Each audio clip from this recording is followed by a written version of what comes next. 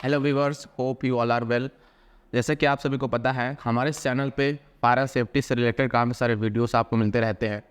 तो अगर आपने इस चैनल को फर्स्ट टाइम विजिट किया है तो इसको सब्सक्राइब कर लीजिएगा एंड नोटिफिकेशन बेल को ज़रूर प्रेस कर दीजिएगा ताकि आने वाले वीडियो के अपडेट्स आप तक जल्द से जल्द आ सके। तो फ्रेंड्स, आज का हमारा टॉपिक भी एक काफ़ी इंटरेस्टिंग होने वाला है आप सभी के लिए। अगर आप किसी वर्क प्लेस पे हैं, किसी वर्क में आप इन्वॉल्व होते हैं, तो ये चीज़ आपको ज़रूर पढ़ना चाहिए, सीखना चाहिए कि क्या चीज़ ये कैसे होता है।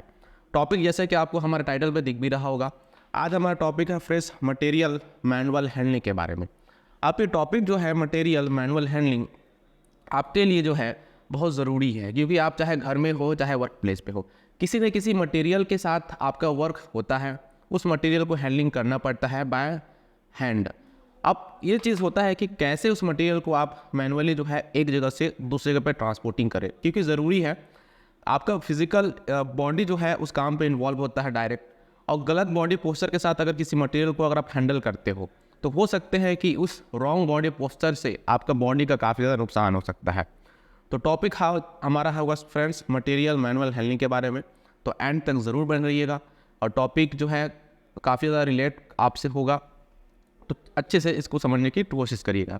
जैसे कि आपको स्क्रीन पे दिख रहा होगा, मटेरियल मैनुअल हैंडलिंग ये टॉपिक है आज हमारा। तो सबसे पहले इस टॉपिक को हम समझते हैं कि है क्या चीज़ ये। तो मैनुअल हैंडलिंग एक ऐसा प्रोसेस होता है फ्रेंड्स, जिसमें हम क्या करते हैं, किसी भी मटेरियल को या किसी भी ऑब्जेक्ट को एक जगह से दूसरी जगह पर ट्रांसपोर्ट करते हैं मैनुअल। ठीक है, मैनुअल कहने का मतलब है कि यूजिंग द फिजिकल स्ट्रेंथ। ठीक है, आप इसमें हम लिफ्टिंग करके, लोअरिंग करके, पुल करके, पुश करके, होल्ड करके, केयर करके, इन कुछ तरीक़ों से हम मटेरियल को ट्रांसपोर्ट करते हैं from one place to another place. आप ये चीज़ है कि अगर एक सही मैनुअल हैंडलिंग प्रोसेस अगर लेते हो तो आप जो है अपने बॉडी को इंजर्ड करने से बचा सकते हैं। ठीक है, आप किस तरीके से हैंडलिंग करना है, इसके लिए कुछ हमारे पास टेक्निक है, तरीके हैं और कुछ इक्विपमेंट्स हैं।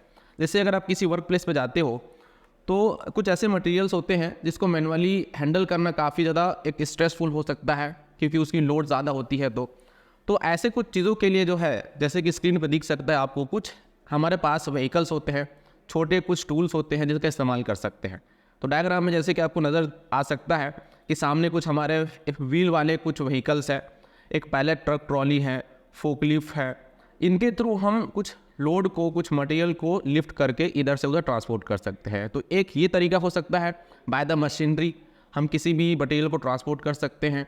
ये एक आपके फिजिकल स्ट्रेस को कम कर सकता है। तो ये तरीका भी आप किसी वर्क प्लेस पे ले सकते हैं।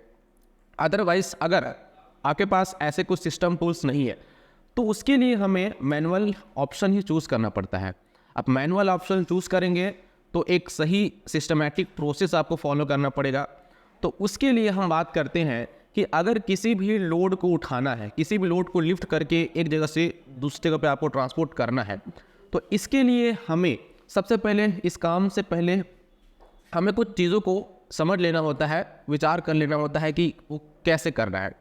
तो स्लाइड पे कुछ चीज़ें आपको यहाँ पे बताएंगी कि किसी मटेरियल को लिफ्ट करने से पहले, उसको एक जगह से दूसरी जगह पर ट्रांसपोर्ट करने से पहले हमें किन चीज़ों का ध्यान रखना चाहिए। तो कुछ पॉइंट्स है फ्रेंड्स जो आपके लिए काफ़ी ज़्यादा भी यूज़फुल होंगे।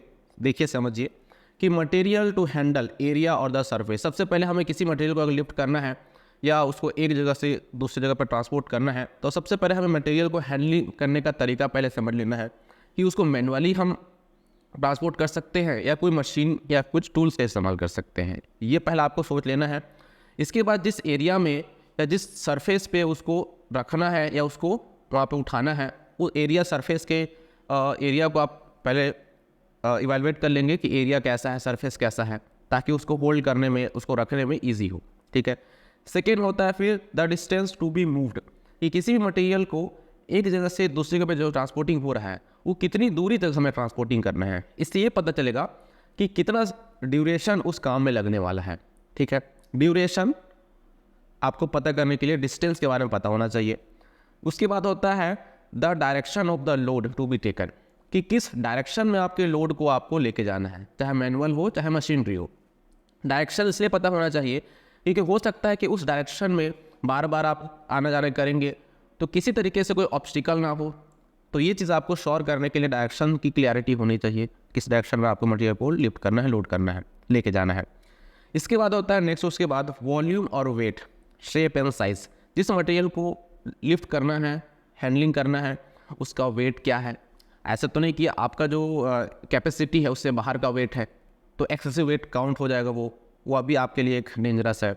उस मटेरियल का शेप क्या है, शेप इन द सेंस किस शेप में वो मटेरियल आपका है, रेक्टेंगल है, ट्रायंगल शेप में है, एक बॉल के शेप में है, तो शेप को आपको पता कर लेना है पहले।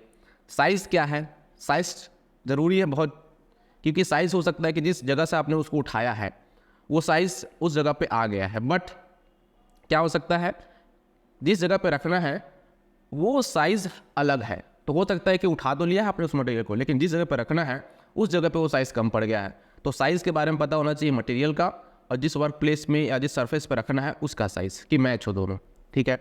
इसके बाद बात करते हैं फ्रीक्वेंसी का। फ्रीक्वेंसी कहने का मतलब है कि how many times of repeat, कि आपका जो लोड है, इस तरीके जो लिफ्टिंग करते हैं आप मैनुअली, वो कितनी रिपीटेशन के साथ होने वाली है, ठीक है। रिपीटेशन से भी बहुत ज़्यादा आपका यहाँ पे इंपॉर्टेंट पार्ट है ये, कि जितनी बार रिपीट होगा आपका हैंडलिंग, मैनुअल हैंडलिंग, उतनी बार आपका बॉडी इंगेज होगा उस काम में, और जितनी बार वो चीज़ आपका बॉडी परफॉर्म करेगा, बॉडी की जो है एक तरीके से कह सकते हो चांसेस उतनी रहेंगे उसको इंजर्ड होने का। तो कितनी बार उस चीज़ को इधर से उधर लिफ्ट करके लेके जाना है, इट मीन्स फ्रीक्वेंसी। ये हो गया। अगला है उसके बाद लास्ट की मोड ऑफ हैंडलिंग। हैंडलिंग का मोड क्या है, हैंडलिंग मोड कहने का मतलब है कि मैनुअली उसको लिफ्ट करना है, मशीनरी इस्तेमाल करना है, और कैसे उसको हैंडल करना है। तो हैंडल का मोड क्या है, ठीक है, मैनुअली या मशीनरी, तो ये मोड आपको पता कर लेना है। तो ये कुछ चीज़ें हैं जो आपको किसी भी लोड को लिफ्ट करने से पहले पता करना होता है, ठीक है। नेक्स्ट चलते हैं, तो एक डायग्राम आपको नज़र आएगा फ्रेंड्स। देखिए, एक पर्सन जो एक बॉक्स के शेप में एक मटेरियल है उसको लिफ्ट करने की यहाँ पे प्रैक्टिस दिखा रहे हैं। तो इसके डायग्राम से आप समझ पाएंगे कि इस मटेरियल को कैसे लिफ्ट करना है। सबसे पहले कंसीडर करना है कि मटेरियल का शेप साइज़ क्या है, किस प्लेस में रखा है वो, और कहाँ पर उसको हमको स्टोर करना है। उठाने का सही बॉडी पोस्चर आपको मेंटेन करना है फिर, ठीक है, क्योंकि आपका जो बॉडी है अगर लिफ्ट करते हो तो बॉडी का पोस्चर चेंज होता है, ठीक है। चेंज होने का मतलब है कि बॉडी पोस्चर बदलता है। तो बॉडी का पोस्चर सही होना चाहिए, बैक बोन आपका सीधा होना चाहिए, थाई के सपोर्ट से मटेरियल को उठाना चाहिए, और स्लो होना चाहिए आपका ये हैंडलिंग प्रोसेस, ठीक है। एकदम ऐसे नहीं कि बहुत जल्दी स्पीड में उठाया आपने रख के चला गया, इससे मसल्स के ऊपर स्ट्रेन आ सकता है, खिंच सकता है वो। तो स्लो प्रोसेस होगा हैंडलिंग का, मैनुअली का, और स्लो तरीके से उसको जहाँ पे रखना है उसको आप रख सकते हो, ठीक है। अब बात करते हैं फ्रेंड्स कि हज़ार्ड क्या हो सकते हैं। मैनुअल हैंडलिंग का जो प्रोसेस है, जो मैनुअली परफॉर्म होते हैं, इसके हज़ार्ड भी आपको समझने ज़रूरी है, क्योंकि इसी हज़ार्ड से आप जो है अपने वर्कर को या आप खुद को भी सेव कर सकते हो, बचाते हो, मतलब प्रिकॉशन लेते हैं। तो हज़ार्ड के बारे में एग्जैक्ट पता होना चाहिए कि क्या हज़ार्ड है जो इस काम के दौरान आपको बॉडी को इंजर्ड कर सकता है या मटेरियल को डैमेज कर सकता है। तो हज़ार्ड इस तरीके से है फ्रेंड्स, जैसे कि स्क्रीन पे आपको नज़र भी आएगा कि हज़ार्ड है सबसे पहले हमारा कैरिंग एक्सेसिव लोड। अब एक्सेसिव लोड को कैरी करना ये हज़ार्ड है। आप ये कैसे आप पता कर सकते हो कि लोड एक्सेसिव है या नहीं, तो इसके लिए आपका बॉडी का जो लिमिट है उसके हिसाब से आप कंपेयर कर सकते हो। लाइक मान सकते हो आप एडल्ट हैं, ठीक है, एडल्ट आपका पर्सन है, तो एडल्ट के लिए जो बॉडी का लोड लिमिट है 45 kg के ऊपर मान सकते हैं आप, ठीक है। अलग अलग स्टैंडर्ड में आप अलग अलग एक्सेसिव लोड देखने को मिलेगा, ठीक है। मतलब बॉडी के हिसाब से अगर आप एडल्ट है तो 40+ kg जो होगा वो एक्सेसिव लोड में काउंट हो सकता है। तो एक्सेसिव लोड कैरी नहीं करना है, क्योंकि उसको हैंडल करने की जो एक बैलेंस है आपका बॉडी नहीं ले पाता है, इसलिए। दूसरा हो सकता है लिफ्टिंग इम्प्रॉपरली, ठीक है। लिफ्टिंग अगर इम्प्रॉपर तरीके से हो रहा है, मान सकते हैं कि ग्रिपिंग सही से नहीं किया है अपने मटेरियल को, या लिफ्टिंग करने के लिए टूल डेकल जो भी लिए हैं वो सही नहीं है, डैमेज है, तो आपको हार्म हो सकता है या मटेरियल लॉस हो सकता है, डैमेज हो सकता है, ठीक है। अगला है अनसेफ ग्रिपिंग और प्लेसिंग, ठीक है। ये चीज़ हो गया कि मटेरियल को जो आपने मैनुअली उसको उठाया है, अगर आपके हैंड का जो ग्रिपिंग है वो सही नहीं है तो मटेरियल हाथ से छूट सकता है, डैमेज हो सकता है वो। प्लेसिंग सही नहीं है, ये भी हज़ार्ड हो सकता है। इसके अलावा नेक्स्ट देख सकते हैं stuck by falling body and stacking against object, ठीक है। किसी मटेरियल को मैनुअली अगर लिफ्ट करके आप जा रहे हो तो हो सकता है कि पाथवे पे कुछ चीज़ें आपके पैर से हिट कर सकती है, टकरा सकती है, जिससे क्या हो सकता है आप गिर सकते हो, आपका जो बैलेंस है डिसबैलेंस हो सकता है बॉडी का, और आप स्ट्राइक हो सकते हो, किसी भी ऑब्जेक्ट पर टकरा सकते हो, ऐसे चांसेस भी हो सकते हैं, ठीक है। इसके अलावा पर्सन फॉलिंग एंड स्लीपिंग, ठीक है। आना जाना अगर आप मैनुअली करते हैं मैनुअल लिफ्टिंग के दौरान आना जाना कंटिन्यू किसी वे पे आप होते हैं, तो हो सकता है कि स्लीपिंग हो, आपका पैर जो है किसी भी सरफेस के ऊपर कुछ लिक्विड हो सकता है, शू की कंडीशन थोड़ा बेकार हो सकता है, इस वजह से आप फॉल कर सकते हो स्लीपिंग से, तो ये भी हो सकता है हज़ार्ड एक तरीके से। इसके अलावा होता है फेलियर टू वेयर पीपीस। जो पीपीस आपने वेयर किया है हैंड में, लाइक ग्लव्स अगर डैमेज है कुछ कंडीशन में, तो उस डैमेज ग्लव्स के यूज़ के दौरान जो है कुछ चीज़ें आपके हाथ में चुभ सकती है, और इसके दौरान आपका जो है मटेरियल है आपके हाथों से छूट सकता है।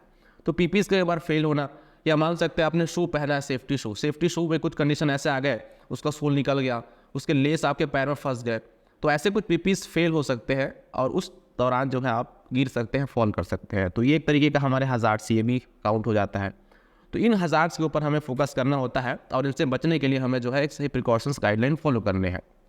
अब जो है किस तरीके से एक मटेरियल को हैंडलिंग करना है, ये चीज़ आपने पहले देख लिया है कि मटेरियल को उठाने से पहले उसके वेट, शेप, साइज़, उसका लोकेशन, कहाँ रखना है उसको, प्लेसिंग एरिया, ये सब पहले पता कर लेना है उसको लिफ्ट करने से पहले। ठीक है, अब बात करते हैं अगर लंबे समय तक आप मटेरियल को लिफ्ट करते हैं, मतलब रिपीटेशन होता है बार बार, तो बॉडी पे किस तरीके से चीज़ें आपको देखने को मिल सकती है। ठीक है, अगर डायरेक्ट मैनुअल हैंडलिंग के वर्क में वर्कर या कोई पर्सन इन्वॉल्व है और वो मैनुअल हैंडलिंग का वर्क रिपीट हो रहा है बार बार, तो बॉडी के ऊपर एक तरीके से अलग तरीके से स्ट्रेस आएगा। ठीक है, जिससे हमारा बॉडी जो है एक तरीके से हार्म होगा, जिसमें मसल्स के जो पार्ट होते हैं आपके, कह सकते हो आपके बोन वगैरह, ये सब चीज़ें भी अफेक्ट होती है। तो बहुत सारी चीज़ें हैं जो फिजिकल लेवल पे आपको देखनी पड़ सकती है, जिसमें टेंडेनॉइड्स हो गया, कार्पल टनल सिंड्रोम हो गया, जो एक मसल से रिलेटेड एक सिंड्रोम है, आपके मसल्स का खींच जाना। ठीक है, मसल्स में जो गांठ पड़ जाती है नसों की खींचने से, ऐसे कुछ डिसीज़ आ सकते हैं, वो चीज़ें हो गई। इसके अलावा लिफ्टिंग अगर इम्प्रॉपर है और लिफ्टिंग में किसी भी शार्प ऑब्जेक्ट को लिफ्ट किया जाता है, ठीक है, without covering of the edge, तो क्या हो सकता है कि हाथ कट सकता है, हाथ में जो है किस तरीके से एब्रेजन हो सकता है, घिस सकता है, ऐसे भी कुछ चांसेस आपको देखने को मिल सकते हैं। अब बात करते हैं कि which kind of result outcome from the improper manual handling. अगर मैनुअल हैंडलिंग इम्प्रॉपर हो तो कैसे रिजल्ट आपको देखने को मिलेंगे। ठीक है, ऑब्वियस है कि गलत हैंडलिंग आप करते हैं तो कुछ ना कुछ रिजल्ट तो आएगा ही। रिजल्ट किस में आएगा, इंजरी में आ सकती है या मटेरियल के डैमेज के रिजल्ट आ सकते हैं। तो वही चीज़ है, रिजल्ट कैसे आएंगे अगर लिफ्टिंग इम्प्रॉपर है तब।